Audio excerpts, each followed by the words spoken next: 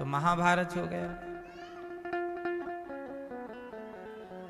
कुल मिलाके महाभारत की जड़ क्या है?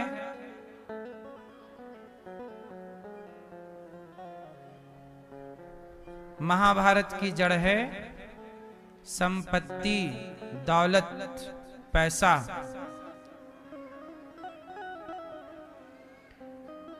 आज रिश्ते जितने बढ़िया ऊपर से दिखते हैं, इतने बढ़िया रिश्ते हैं नहीं। अच्छा, रिश्ते अच्छे हो सकते हैं कब? जब सारे लोग अपना अपना स्वार्थ छोड़ दें, पर स्वार्थ छूटता नहीं है। पाप का बाप कौन है? पाप का बाप कौन? पाप का बाप है लोभ। क्या है? लोभ। जहां ज्यादा लोभ होता है वहां पाप प्रवेश कर जाता है। इसलिए साधु संत इस जंजाल में पड़ना नहीं चाहते, इसलिए अकेले रहते हैं। क्योंकि आप लोग पढ़ के देख तो रहे हो कितना सुखी हो। भाई भाई लड़ रहा है पैसे के लिए, बोलो हाँ। दोस्त दोस्त लड़ रहा है पैसे के लिए, बाप बेटा लड़ रहा है पैसे के लिए, बहन बहन लड़ रही है पैसे के लिए। संसार में क्या नहीं देखने को मिल रहा है।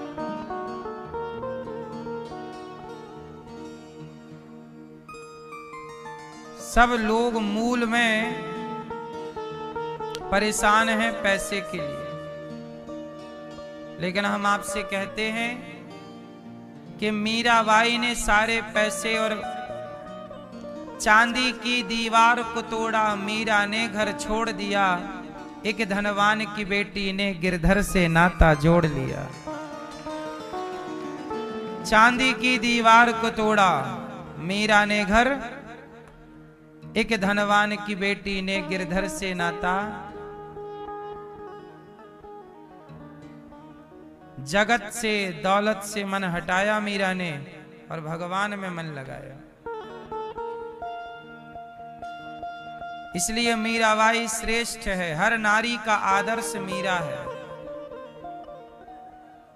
जगत में आए हो तो भगवान को पा लेना और मीरा के वचन याद कर लेना कि जगत में जितनी भी दौलत है सबकी यहीं रह जानी है। जो दौलत हम छोड़ रहे हैं वही संग जानी है। कौन सी दौलत? मीराबाई ने गाया, पायो जी मैंने राम रतन धन पायो। ये राम नाम की दौलत संग जाएगी, वो कोई कमा नहीं रहा है, और जो कमा रहे हो वो यहीं छूटना है। इसलिए जितना अधिक से अधिक भगवान का चिंतन कर सकते हो कर लेना, वही पूंजी संग चलेगी। बाकी इस धरती पे जितना भी है, जितना का तुम घमंड लिए घूम रहे हो, वो सबकी सब यहीं रहनी है और सबकी रहनी है। ये बात सबके लिए है। मैं भी इसमें हूं, इस बात के भीतर ही। मैं भी मरूंगा तो मेरी कफन में जेब ना होगा, एक रत्ती ना जाएगा मेरे साथ। आप भी मरोगे तो कफन में जेब ना होगा। लेकिन सारी लड़ाई झगड़े उस पैसे की ही है जिसे लेकर जाना ही नहीं। प्रभु तेरी माया तेरा खेल कैसा, जमाने को पागल बना दे ये पैसा।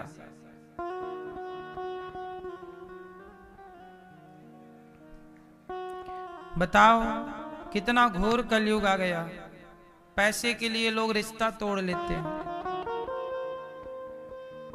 हद होती है मूर्खता की। पैसा ही माई बाप बन गए। अब तो पैसे के आगे कुछ नहीं है। अब भाई भाई को पैसे के लिए मार डालता है, गोली मार देता है।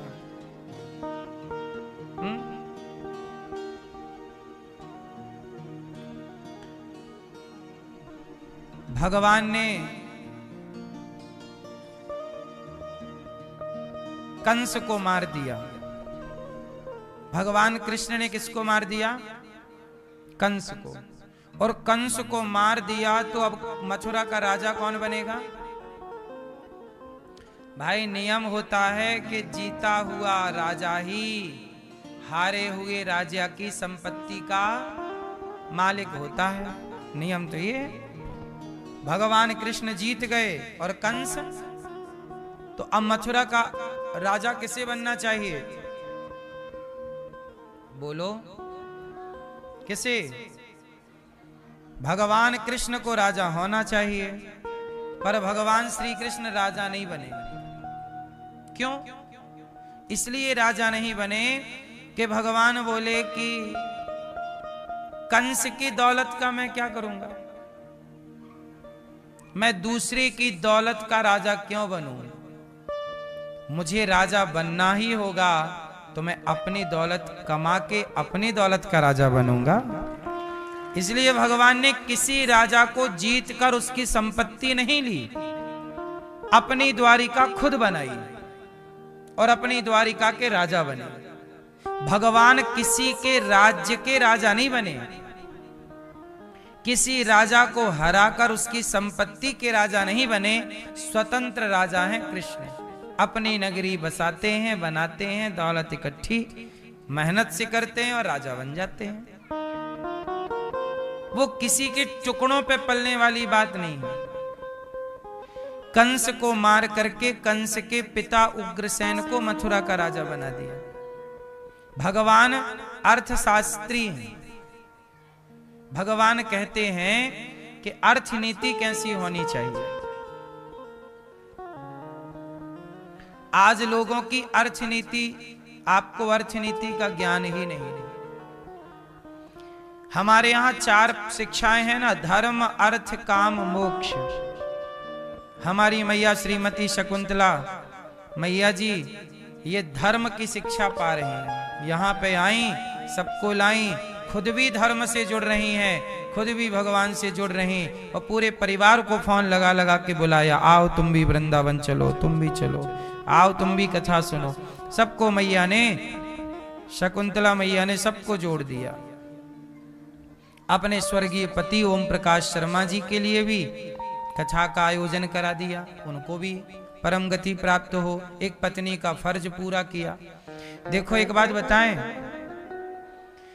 पति का फर्ज पत्नी का फर्ज पति पूरा कर लिया करो, और पति का फर्ज पत्नी पूरा कर लिया करे। बच्चों से उम्मीद है कुछ नहीं है। अब होंगे कोई बच्चे जो अपने माँ बाप के लिए कर्तव्य करते होंगे, कुछ बच्चे, लेकिन आजकल तो माँ बाप का कर्तव्य बच्चे 95% बच्चे तो कर्तव्य पूरा नहीं करते। बाप की संपत्ति लेकर के भूल जाते हैं। कई बच्चे ऐसे हैं जो बाप का पिंडदान भी नहीं करते, श्राद्ध भी नहीं करते, तर्पण भी नहीं करते, बाप की तिथि तक याद नहीं है बच्चों को। हाँ या ना? कितने लोग ऐसे हैं, कितनी बेटियां ऐसी हैं कि जो अपनी माओ को वृद्धाश्रम छोड़ के चली जाती हैं। हमारे पास 310 माएँ हैं। इन माँ में बहुत सारी माएँ ऐसी हैं जिनको बेटियां छोड़ने आई हैं। ना बेटा सेवा करना चाहता है, ना बेटियां। लोग कहते बस हैं कि हमारे खाते में माँ आएगी तो हम सेवा करेंगे, और जब आ जाती है तो छोड़ के चले जाते हैं। कहावत सुनी होगी, दूर के ढोल सुहावने लगते हैं। बातें सुनने में अच्छी लगती हैं, करने को पड़ता है तो लोग भाग जाते हैं।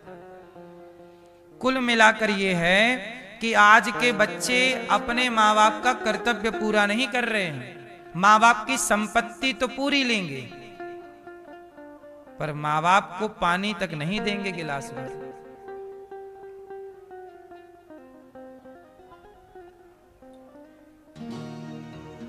इसलिए हम आपसे कहते हैं कि हम कहते हैं अपनी 13वीं करके मरो। अब इतना घोर कलयुग आ गया है कि अपनी 13वीं करके मरना चाहिए सबको। तुम्हारा बेटा करेगा तुम्हारी 13वीं, तुम्हारी बेटी करेगी तुम्हारी 13वीं, इसकी गारंटी नहीं है। 4 बेटे हैं ना जिस बाप के, तो बाप के मर जाने पर चारों बेटा लड़ते हैं कि तुम कर लो 13वीं, तुम कर लो, तुम्हारे पास थे तुम करो। सोचिए, बाप के नाम से 13 ब्राह्मण खवाने में आपस में झगड़ते हैं। ये वही बच्चे हैं जो बाप की सारी संपत्ति ले लिए बंटवारे में, और 13वीं में 13 ब्राह्मण खवाने में पसीने आ रहे हैं। इसलिए हम उस बाप से कहेंगे, काहे तुम बच्चों के भरोसे 13वीं छोड़ के गए हो, जीते जी खवा के जाते 13 ब्राह्मण अपने, कि मरने के बाद तुम खवाओ ना खवाओ। क्यों? अपनी 13वीं करके मरो। बच्चे करेंगे इसकी गारंटी कौन लेगा? कोरोना जैसी परिस्थिति में मर गए तो 13वीं भी नहीं होगी। कोरोना में कहां किसकी 13वीं हुई बताओ? अमीर से अमीर मरे, 13वीं ना हो पाई कोरोना काल में। और तो और राख को गंगा नसीब ना हो पाई कोरोना काल में। तो समय कब आ जाए, कैसा आ जाए, कैसा बदल जाए, मरने के बाद की कोई संभावना नहीं है। जो संभावनाएं हैं जीते जी संभावनाएं हैं, अच्छे काम कर लो। मरने के बाद की क्या संभावना है? मैं मरने के बाद गंगा मेरी राख गंगा में जाए, इसकी कोई संभावना नहीं। मैं जीते जी गंगा नहा लूं, मैं जीते जी दान पुण्य कर लूं, मैं जीते जी भला कर लूं। मरने के बाद मेरी अपनी कोई संभावना नहीं, आपकी भी कोई संभावना नहीं है। क्या होगा आपके साथ? कहां मरोगे, किस परिस्थिति में मरोगे? अहमदाबाद में प्लेन हादसा हुआ, मरने वालों की पहचान तक ना हो पाई 3 दिन तक। बोलो हाँ। मरने वाले की पहचान ना हो पाई कि ये मेरा भाई है कि पिता है कि मां है।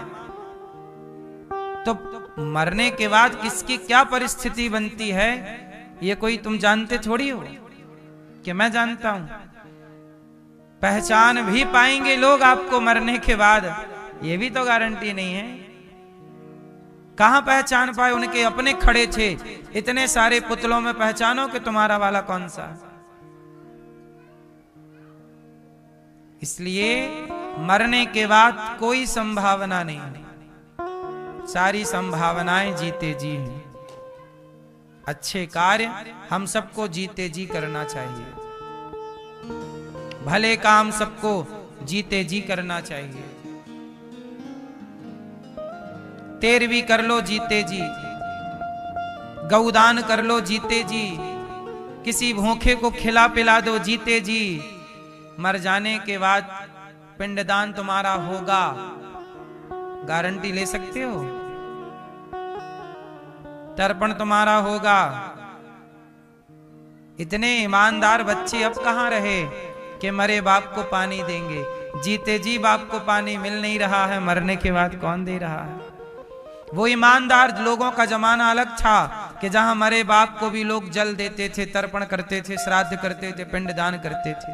वो ईमानदार लोगों का जमाना था, जहां बेटा ये मानता था कि मेरे बाप का मेरे ऊपर एहसान है। आज का बेटा कहां उपकार मानता है बाप का? आजकल तो बेटा कहता है तुमने हमारे लिए किया ही क्या है। आज का बेटा तो ये कहता है तुमने हमारे लिए क्या किया है। एक जमाना था कि पिता का उपकार, पिता 10 जूते मार ले फिर भी बेटा पलट के जवाब नहीं देता था। बाप 4 जूते मारे सबके सामने, बेटा सिर झुका के जूते खाता था और बाप का सम्मान करता था। आज तो तनिक बाप कुछ कह दे तो बेटा चढ़ाई कर दे बाप के ऊपर। सब कुछ पढ़ लिया, सहनशीलता ही तो नहीं पढ़ी। सारे कागज पढ़ लिए, सारी पुस्तकें पढ़ ली, रिश्तों को पढ़ना भूल गए साहब, रिश्तों को पढ़ना भूल गए। बड़े बड़े उपन्यास पढ़े, बड़े बड़े कवियों को पढ़े, बड़ी बड़ी हिस्ट्रियां पढ़ी, बड़ा साहित्य पढ़ा, पर मां के भाव को, पिता के भाव को पढ़ना बच्चे भूल गए।